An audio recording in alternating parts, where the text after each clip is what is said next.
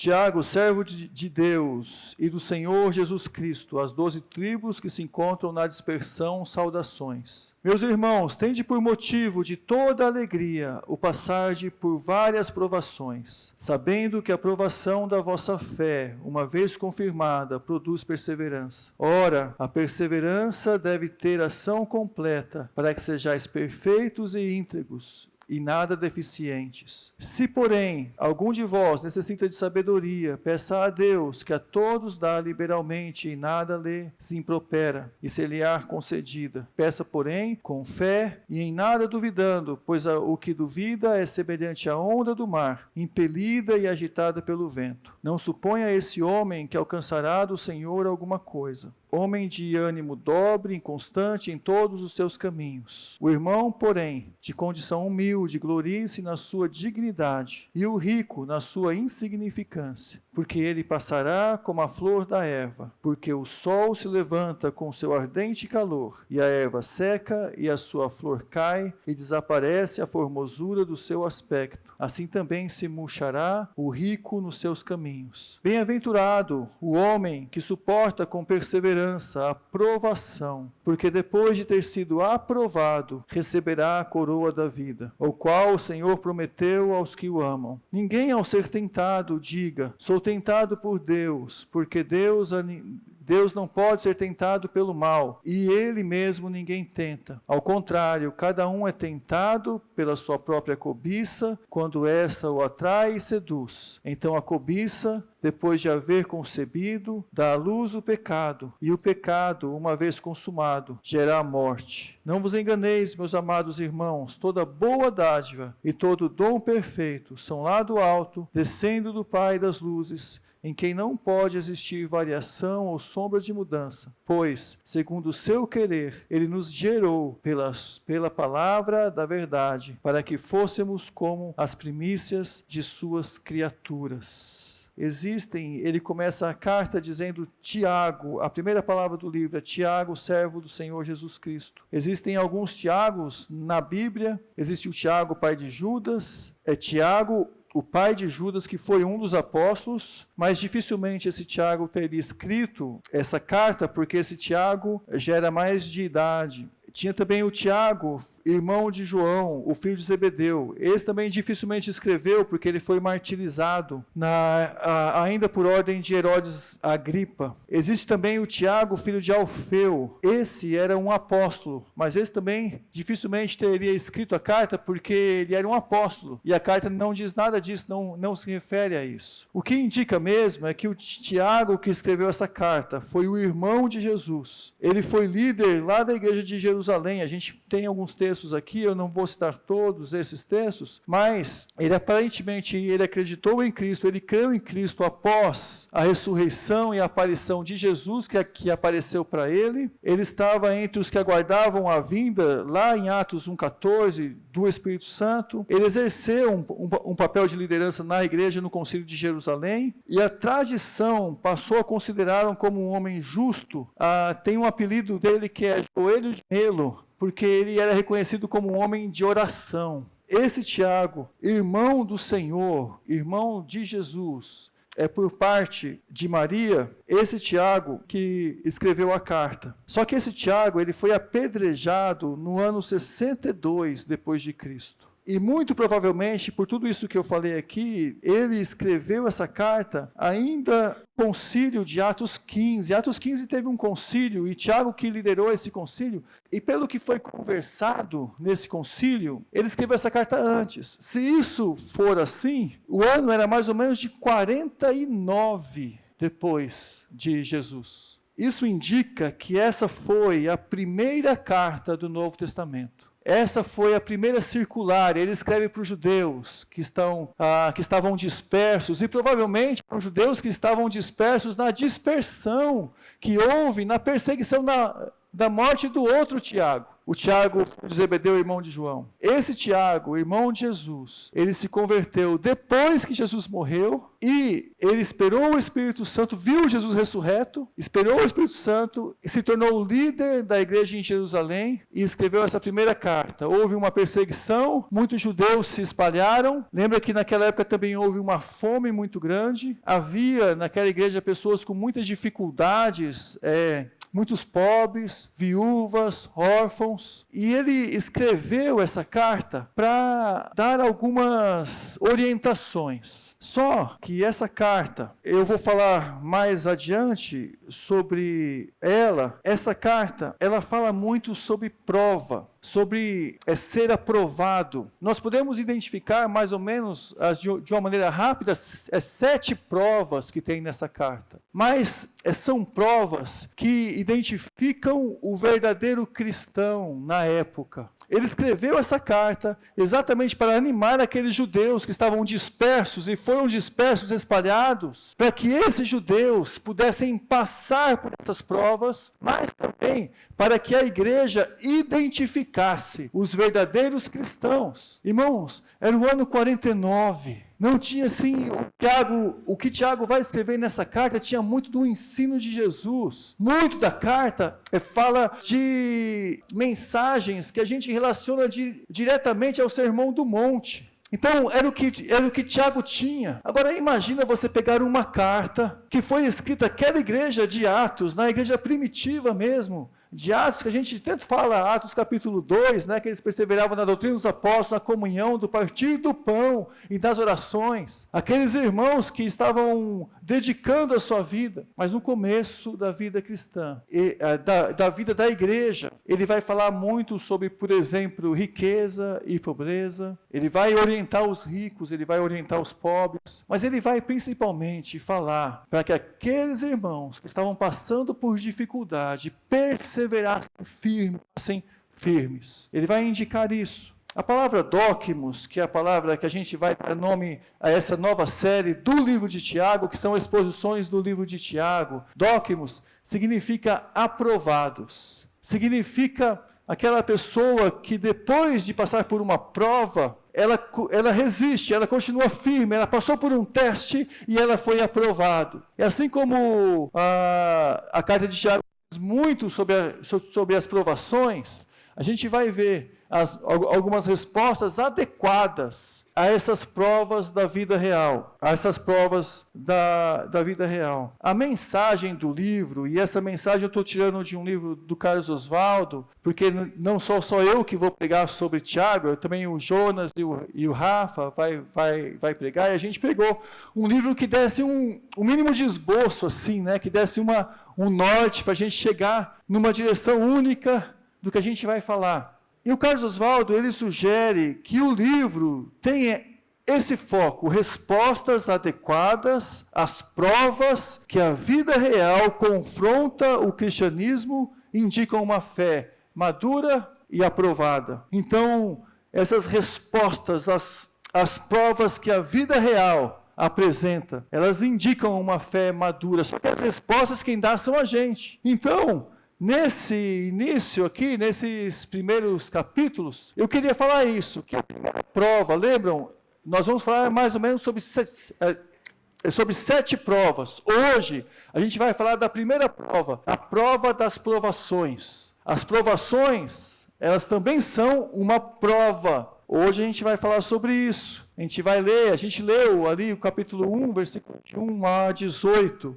E um resumo desse capítulo 1, do 1 ao 18, a gente vai repetir isso no final. Eu não quero me demorar, porque são 18 versículos, mas um resumo do capítulo, dessa parte do capítulo, seria uma resposta adequada à prova das provações. A gente vai ver isso hoje, buscar sabedoria divina por meio da oração, confiante em um espírito de humildade. A gente precisa ter um espírito de humildade diante de Deus, que é o nosso Pai benevolente. Então são 3 ideias principais aqui. buscar sabedoria divina por meio de oração confiante, é a primeira ideia. Em um espírito humilde diante de Deus, é a segunda ideia. Diante de Deus, que é o nosso Pai benevolente, que é a terceira ideia. Eu não orei ainda, mas eu gostaria de orar rapidamente. Senhor, pedimos que o Senhor abençoe esse momento, nos dê orientação e fale aos nossos corações. Pai, nós queremos ouvir Tua palavra, prepare o nosso coração diante do Senhor. Nós oramos assim, agradecidos em nome de Jesus. Amém. Os versículos de 1 a 4, então, ele vai falar da primeira parte, que a gente deve alegrar pelo resultado das provações. É uma atitude totalmente diferente. Você vê aqui, você está passando agora por um momento difícil, e a sua atitude nesse momento difícil é de se alegrar. Versículo 2 fala: meus irmãos, tende por motivo de toda alegria, ao passardes por várias provações, sabendo que a provação da vossa fé, uma vez confirmada, produz perseverança, que é essa atitude de você continuar firme em meio às provações. Ora, a perseverança deve ter ação completa, para que sejais perfeitos e íntegros, e em nada deficientes. Irmãos, essa é a primeira atitude que a gente tem que ter diante das provações. É uma maneira diferente de encarar os problemas. A gente deve ter uma tamanha visão diante das provações, que a atitude do nosso coração deve ser de se alegrar. Por quê? Porque as provações estão nos testando para que a gente crie um coração ainda mais firme, ainda mais perseverante em Deus. Elas podem ser recebidas com alegria porque elas têm um propósito, e esse propósito tem que estar claro no nosso coração, que é o propósito de, a gente, do versículo 4, fala, uma ação completa para que sejais perfeitos e íntegros, e em nada deficientes. Depois a gente vai ver no final qual que é o propósito final dessas provações, que está lá no versículo 18, mas a gente vai chegar lá depois. Mas elas podem ser recebidas com alegria exultante. Então, o que a gente tem que aprender primeiro é essa atitude correta que a gente deve ter frente às provações, que é de se alegrar em vista do resultado tensionado por Deus, que é perseverança e maturidade. Deus, Ele está permitindo que muitas provações aconteçam em nossa vida, para que a gente cresça em perseverança e em maturidade. Agora, irmãos, entendam uma coisa, eu já falei aqui isso outras vezes para os irmãos. Não é apenas uma provação específica aqui ou uma provação específica ali. Se a gente for entender o que é a nossa vida hoje, se você pegar o que é a sua vida hoje, desde que você nasceu, mas principalmente desde que você se converteu e entendeu o Evangelho, a gente pode dizer que a sua vida é uma provação. A vida é uma provação, irmãos. Não fique achando, aquele momento é mais difícil, então aquele momento tadinho de mim, porque eu estou passando por um momento mais difícil. Sim, a gente passa por momentos difíceis, mas diante de Deus, se a gente parar para entender o que Deus está trabalhando em nosso coração sempre, desde sempre, a gente começa a perceber que a vida é uma provação. E aí tem momentos em que Deus vai dizer e mostrar mais claramente o que Ele está querendo com as circunstâncias da nossa vida. Realmente a gente vai enfrentar tribulações mais difíceis. Nesses momentos, a gente precisa se alegrar, porque é um desafio para que a gente aprenda perseverança e para que a gente desenvolva maturidade. Mas desde sempre, a nossa vida propõe maturidade e perseverança. Então, já prepare o teu coração, porque até o final, quando Jesus voltar nessa vida, você por provação, assim como eu passo também por provação. Prepare o seu coração. Então, quando você estiver passando por uma dificuldade maior, se alegre e fala: Deus está me preparando, porque Deus tem algo bom, algo melhor. Deus, e a gente vai ver isso ainda mais para frente, mas essa é a primeira atitude do nosso coração. Alegria. Ele fala isso dos versículos 1 ao 4. Dos versículos 5 a 8, ele diz assim: Se, porém, alguém de vós necessita de sabedoria, e aí ele começa a orar por sabedoria. Por sabedoria. Por quê? Por sabedoria. Porque nesses momentos de provação, o que a gente precisa orar é por sabedoria. Ele fala, se porém tem alguém necessita de sabedoria, peça a Deus, que a todos dá liberalmente, e nada lhes impropera, e lhe será concedida. Peça, porém, com fé, em nada duvidando, pois o que duvida é semelhante à onda do mar, impelida e agitada pelo vento. Esse homem alcançará do Senhor alguma coisa. Homem de ânimo dobre e inconstante em todos os seus caminhos. Ele faz um apelo aqui. E o apelo adequado no momento da provação é que a pessoa possa pedir por sabedoria. Ela possa pedir. E ter uma atitude de conta. Não é apenas pedir por sabedoria. Mas ele fala, você precisa pedir, saber que Deus dá, atitude confiante, não ter um ânimo dobre. Um ânimo dobre é como se a pessoa tivesse um pé em cada canoa. Uma atitude assim, de colocar um pé em cada canoa. Ânimo dobre é alguém que tem duas almas. Ele anda ele tem a tendência de ter o coração em uma coisa, depois em outra coisa, ele não sabe o que ele quer, uma pessoa com ânimo dobre. Agora, o que significa sabedoria, irmãos? A sabedoria é quando você estiver passando por uma provação grande, você não pedir somente um conhecimento teórico sobre o assunto, mas você pedir para Deus para que você consiga aplicar tudo que você aprendeu da vida cristã no momento em que você estiver vivendo. A sabedoria é o temor aplicado. E é por isso que Provérbios diz que o temor é o princípio da sabedoria, porque é o temor que abre o nosso coração e o nosso entendimento para a realidade da ação de Deus em nossa vida. Então a sabedoria está em você pegar tudo o que você aprendeu e trazer para você e desenvolver o seu coração na palavra viva. Ele vai falar isso também aqui no texto que a gente vai ler mais para frente. E ter no coração uma palavra viva, aplicada na situação que você está vivendo. Isso é sabedoria. E aí a gente tem, como ele fala nos versículos de 6 a 8, ele fala que a gente precisa pedir com fé essa sabedoria, não duvidando. Não duvidando porque a gente precisa ter certeza daquelas coisas que a gente pede com fé. Porque a fé é exatamente a gente conseguir aplicar a realidade da ação de Deus nas coisas que estão acontecendo. É tanto fé como sabedoria. Elas precisam agir em nosso coração nesse momento de aflição, mas elas têm muito a ver com certeza daquilo que a gente está passando diante de Deus. É tanto a fé como a sabedoria. Elas agem em nosso coração, afirmando quem nós somos diante da tribulação. E ele fala assim, que essa verdadeira sabedoria, ela vem de Deus, e Deus está realmente conduzindo a situação, mas a gente precisa entender que os nossos desejos precisam ser colocados diante de Deus, e não são os nossos desejos que nos governam. Mas a gente precisa pedir a Deus sabedoria e colocando o nosso coração diante de Deus. Dos versículos 9 a 11, ele faz um outro pedido. Ele diz que a gente precisa, então, agora, a gente precisa primeiro nos alegrar diante da situação que a gente está vivendo de provação, a gente precisa orar pedindo por sabedoria, mas a gente precisa agora começar a ver a nossa vida pela perspectiva de Deus. Porque nesse mesmo contexto, isso é interessante em Tiago 1, porque embora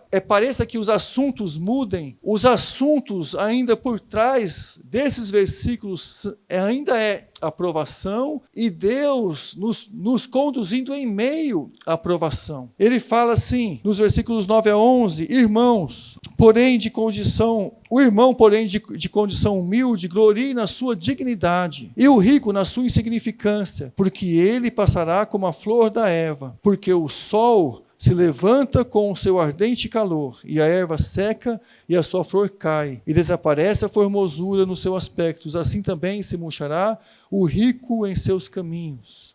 Ele está dizendo assim, olha, aqui você precisa enxergar a situação e a vida como Deus enxerga. Enxergar a vida na perspectiva de Deus. Porque se você, mesmo que você seja muito pobre, você se enxergando na perspectiva de Deus, você vai ver que diante de Deus você tem uma dignidade. Diante de Deus, você é alguém que é inestimável. A sua vida é assim. Porque Jesus te mostrou isso. Esse é o Evangelho. Agora, se você for rico, você também tem que aprender que as situações difíceis da sua vida, elas não vão ser resolvidas pelo poder do dinheiro. Porque o poder diante de Deus é algo insignificante. Deus não olha para o poder humano. O poder é algo insignificante. Na perspectiva de Deus, Deus olha para o coração e a maneira como Deus está trabalhando a cada coração. E Deus também coloca cada pessoa em seu momento, né? Tem o rico, tem o pobre, mas cada pessoa tem o seu significado. Aí a gente precisa entender que uma abordagem adequada para com a vida em tempos de provação é ver-se na perspectiva de Deus. Porque Deus nos vê da maneira correta. Deus é quem nos enxerga assim. Então, a pobreza não tira nossa dignidade, nem a riqueza vai nos conceder algum tipo de dignidade. O rico precisa lembrar da sua transitoriedade. Por exemplo, o rico precisa lembrar que ele é como a erva passa, a erva acaba, mas a vida continua. Como ele fala no versículo 11. Então, eu preciso saber da minha inestimável posição diante do meu Deus. Quem eu sou? Irmãos, quem eu sou? Isso tem um valor inestimável para Deus, porque a aprovação está exatamente trabalhando quem nós somos diante de Deus. A aprovação está trabalhando o nosso coração, nossa pessoa, nosso caráter. E é por isso que a gente tem que se alegrar ao passar pela aprovação, porque a nossa alegria não está nas coisas dessa vida.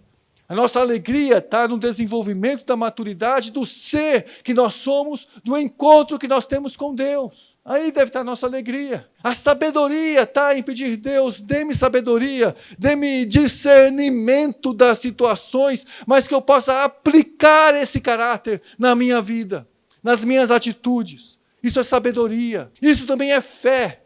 Porque a fé também denota alguém que está olhando para a pessoa de Deus, quem Deus é. A fé não é você ter aqui essa superstição de coisas que você quer mudar de lugar e falar, Deus, muda isso, faz aquilo. Ou como ontem, eu acho que muita gente orou para não chover ontem no casamento. Quem foi no casamento? Eu orei. Eu baixei minha cabeça e fiquei orando para não chover. Choveu lá. Naquele momento, não muito forte, tá? Não muito forte, mas choveu. Mas por quê? Isso mudou a atitude de alguns corações ali? Não, não mudou. Porque a nossa alegria não está nessas coisas, irmãos. A nossa alegria está na alegria daquilo que Deus estava fazendo ali nos corações. Nos corações, essa é a nossa alegria. E assim a gente começa a olhar da perspectiva da vida como Deus olha. Você rico, vê que você é insignificante também. O seu poder é insignificante. Mas você precisa entender que você tem um valor inestimável diante de Deus. E aí, versículo 12, esse é o versículo tema da nossa série. Versículo 12, ele fala assim, essa é a maneira. Irmãos, esse versículo é muito importante.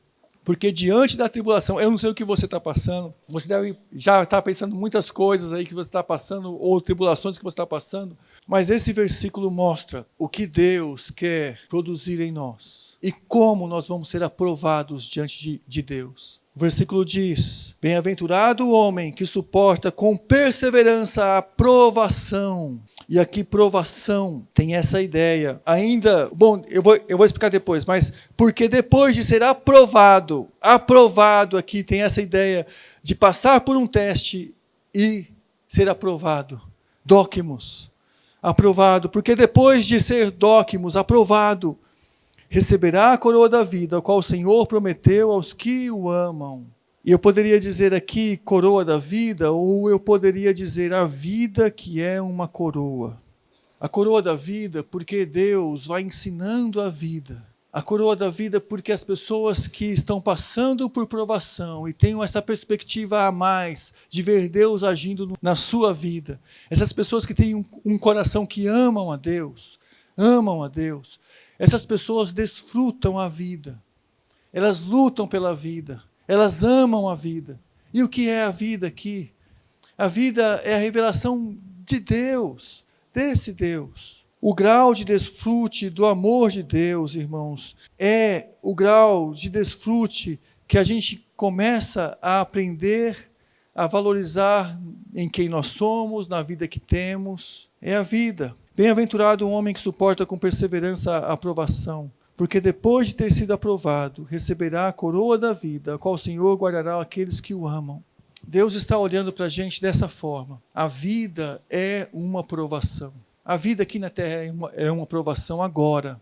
A atitude que você tem diante da vida agora é a atitude que vai fazer com que você receba a coroa da vida futura ou não. Se você será bem-aventurado ou não. Mas a atitude primeira que a gente deve ter é reagir em amor a Deus. Ter essa disposição no coração interior, de reagir amando a Deus. Mas ele também fala nos versículos últimos, esses versículos aqui que falam do versículo 13 ao 18, ele diz que Deus está no controle.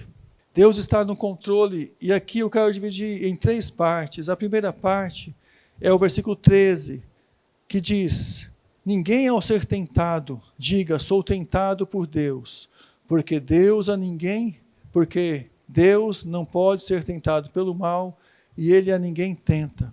Ele está dizendo assim, olha, se você, no teu coração, você foi tentado, saiba que isso não veio de Deus, isso veio de você mesmo. A diferença entre tentação e provação, acho que os irmãos já conhecem, que a tentação, ela tenta despertar dentro de você aquilo que você tem de pior.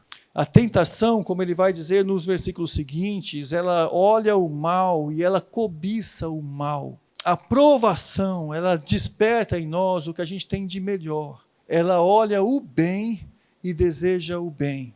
A tentação é você olhar para uma situação difícil na sua vida e você começa a desejar coisas ruins, desejar coisas que são um pecado. E o pecado gera no teu coração cobiça. E a cobiça, uma vez tendo concebido, gera o pecado. Você pecou. Isso é tentação. A provação, por outro lado, você está passando por um momento difícil, mas a sua atitude interior é de confiar em Deus, é de buscar a Deus. E você começa a aprender com as situações da vida, e isso se torna uma provação para você. Mas, irmãos, acredite, a palavra tentação aqui, nesse texto de Tiago 1, ela é usada de maneira intercambiável. Não é só dóquimos que tem aqui, ela também é uma outra palavra. Ela aparece de maneira intercambiável, e é até difícil para a gente saber o que é aprovação, o que é tentação. Mas, lendo pelo contexto, a gente logo identifica que a tentação é aquilo que interiormente te desperta algo negativo, algo ruim, algo mal. Interiormente, a tentação age no seu interior para despertar no seu coração o pecado. A provação, ela vem de uma forma externa, são acontecimentos externos, mas que desafiam você a crescer em Deus, na sua caminhada cristã.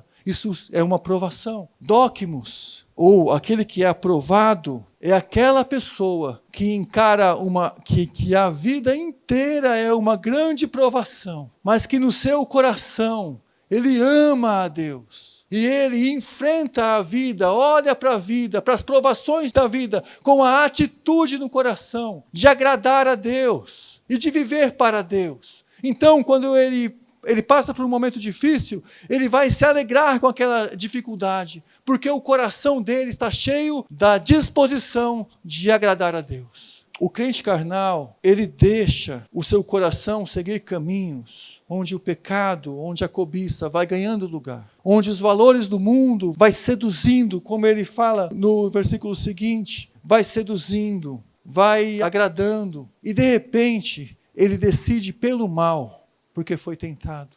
Isso é uma tentação. Se tornou uma tentação para a sua vida. Então, aqui, a gente precisa acreditar que a inferência inadequada ou o entendimento inadequado em meio às provações é que Deus perdeu o controle da situação, porque Deus, irmãos, não perdeu o controle da situação. Deus está no controle da situação. O que está mudando a situação, na verdade, é o coração humano.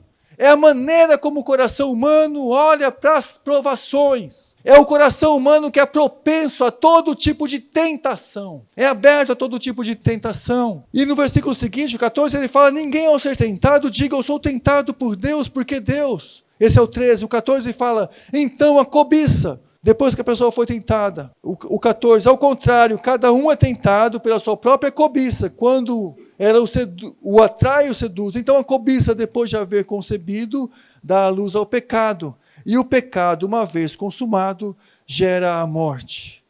É a natureza humana que responde ao mal com desejo e gera a morte por meio do pecado. A atitude que nós temos diante das dificuldades da vida, se a gente amar mais o mal do que a Deus, nós vamos ter um coração que constantemente vai ser tentado para o mal e vai cair. Vai cair em pecado. A atitude que a gente precisa ter, a tentação, ela é algo interno, é a ação da cobiça que atrai, seduz e gera o pecado. Agora, Deus está no controle, porque Deus, o versículo 16 a 18, ele diz assim: não vos enganeis, meus amados irmãos, toda boa dádiva e todo dom perfeito são lá do alto, descendo do Pai das luzes, em quem não pode existir variação ou sombra de mudança, pois segundo o seu querer, ele nos gerou pela palavra da verdade, para que fôssemos como as primícias das suas criaturas. Então, irmãos, Deus tem um caráter generoso, que é imutável, revelado na regeneração, que garante que as provações são uma boa dádiva e um dom perfeito de Deus. Aqui ele ainda está falando das provações. E ele fala assim: não vos enganeis, irmãos. Reconheçam que cada um é tentado por si mesmo, porque desejou o mal, porque tem um coração voltado para o mal, porque a cobiça o atraiu e o seduziu. Deus, ele não pode ser tentado, ele não tenta ninguém, muito pelo contrário, o que provém de Deus é tudo um dom perfeito, é uma boa dádiva. Irmãos, tudo o que há de bom na vida provém de Deus, todo o dom perfeito provém de Deus. Se o seu coração deseja algo, e esse algo é bom, isso não é tentação, isso é provação. Se o teu coração foi seduzido pelo mal, e você trocou alguma bênção pelo Deus da bênção, se você teve alguma atitude no teu coração de trocar os valores da vida, isso se tornou para você uma cobiça que gerou o pecado e que gerou a morte. Nós adoramos um Deus que é Senhor de todas as coisas, que criou todas as coisas boas, mas ao mesmo tempo nós lidamos com a atitude do coração que é tão pecadora, que é tão mesquinha e que é tão difícil de lidar. O nosso coração é tão idólatra, que ele olha para as coisas e ele perverte as coisas. O Deus desse século é o egoísmo, E o egoísmo tem enchido o coração das pessoas, e as pessoas não têm sabido buscar o que é o dom perfeito de Deus. As pessoas não têm enxergado Deus como Pai das luzes. Pai das luzes, ele quis dizer aqui que foi o querer de Deus que gerou pela palavra de Deus, mas Deus gerou todas as coisas que são boas. Pela palavra de Deus, Deus fez as coisas boas acontecerem. Deus não há sombra de mudança nenhuma, Deus é o que é. Deus não há variação, Ele é imutável, Ele é o Pai das luzes, Ele criou os luminares, Ele brilha, a santidade de Deus brilha imutável. Agora o nosso coração é que é variável e que cai em pecado. E esse versículo 18 diz assim: porque, pois, segundo o seu querer, ele nos gerou. O Deus que é o Pai das luzes, gerou algo em nosso coração. 1 João vai dizer que aquele que é nascido de Deus não peca, porque o que é nascido de Deus não pratica pecado. Deus gerou uma nova natureza em cada coração aqui, irmãos. O que Deus gerou pela palavra da verdade, e palavra da verdade tem a ver com o Evangelho, tem a ver com toda essa verdade que a gente tem ouvido sobre quem é Cristo e quem é Deus. O que Deus gerou no teu coração e no meu coração pela verdade, isso que Deus gerou, fez com que a gente pudesse ser as primícias da sua criação. Só que agora, irmãos, a gente tem que saber lidar com isso. Deus fez gerar algo em nosso coração, segundo o seu caráter e segundo o seu amor. Deus quer trabalhar isso em nosso coração. A gente pode olhar para a vida como uma grande provação, desde que você se converteu. Tem momentos que vai ser mais difíceis, tem momentos que vai ser menos difíceis, mas em todo momento, Deus vai estar trabalhando em nosso coração para que a gente aprenda a verdade, para que essa palavra da verdade, para que a gente seja transformado em maturidade. A vida é uma grande prova. Ser aprovado é passar por esse processo. E aí eu queria, mais uma vez, encerrar dizendo esse resumo desses primeiros versículos, que uma resposta adequada à prova das provações é buscar sabedoria divina por meio de uma oração confiante em um espírito humilde diante de nosso Pai benevolente. Todos nós passamos por várias provações, todos nós. E pode ser que agora você esteja lutando dentro do teu coração com situações que sejam difíceis para você, e que está sendo uma luta para você. Mas entenda esse processo. Entenda que Deus já te criou e Deus faz gerar no teu coração um coração que o busque. Que o pecado que nasce no teu coração, ele vai ser gerado pela tua própria cobiça. Que a tua própria cobiça vai te atrair e te seduzir pelo caminho errado. Então agora, diante das provações que a gente está passando, vamos colocar nosso coração diante de Deus. A gente vai tomar a ceia agora. E a gente toma a ceia com atitude de oração. E eu queria desafiar os irmãos a tomarem essa ceia com o desejo de ser aprovado por Deus. Eu vou repetir só o versículo 12, que é o tema dessa série de mensagens do livro de Tiago. Bem-aventurado o homem que suporta com perseverança a provação, porque depois de ter sido aprovado, receberá a coroa da vida, a qual o Senhor prometeu aos que o amam. Então a gente vai orar agora, e nessa atitude no coração, em ter uma atitude no coração, e de consagrar nossa vida ao Senhor. Mas nessa atitude, irmãos, isso vai fazer da gente um cristão aprovado. Tem pessoas que passam situações tão difíceis, sejam de saúde, sejam financeiras ou sejam de relacionamentos, mas tem pessoas que estão passando por situações difíceis, e às vezes é difícil a gente dizer assim, até o final. São situações que podem durar até Jesus voltar. E aí você pensa, até Jesus voltar eu vou passar por isso? Até Jesus voltar, a vida é uma grande provação, mas até Jesus voltar? E aí você tem a atitude de se alegrar nisso, de enfrentar e dizer assim, Senhor, obrigado, porque o Senhor está trabalhando no meu ser, no meu caráter, na minha vida. Ao ter essa atitude, em colocar isso no altar de Deus, a gente vai ser aprovado por Deus, mas a gente vai estar recebendo a coroa da vida depois. A coroa da vida é exatamente o que a nossa aprovação nos faz desejar. Então, o que você deseja? No caso de quem tem alguma situação de saúde, para que você deseja ter saúde? Ou uma situação financeira, para que você deseja restaurar as suas dívidas? Ou numa situação de relacionamentos, para que você deseja restaurar os seus relacionamentos? Irmãos, o Senhor está usando esse momento para restaurar você, para te levar num lugar que é acima das suas dificuldades, mas se alegrando em Deus, nas suas dificuldades, e fazendo com que essas suas dificuldades não sejam o seu ídolo, não seja a sua tentação, mas o teu coração está lá. E aí você, no final de tudo isso, você desejou tanto por Deus, que Deus vai te dar a coroa da vida, ou a vida como uma coroa. E Deus vai dizer, olha aqui, você desejou tanto isso, então Deus te coroa e você é bem-aventurado. E aí você vai ser aprovado. Aí você vai ser aprovado. Então a gente vai orar ao tomar a ceia, mas individualmente você pode tomar a ceia. Nós somos pecadores, irmãos. Logo eu que sou um pecador, mas o Senhor derramou o seu sangue para nos salvar. E nos salvou. A gente não vai ter uma atitude idólatra ao tomar essa ceia, mas uma atitude de adoração.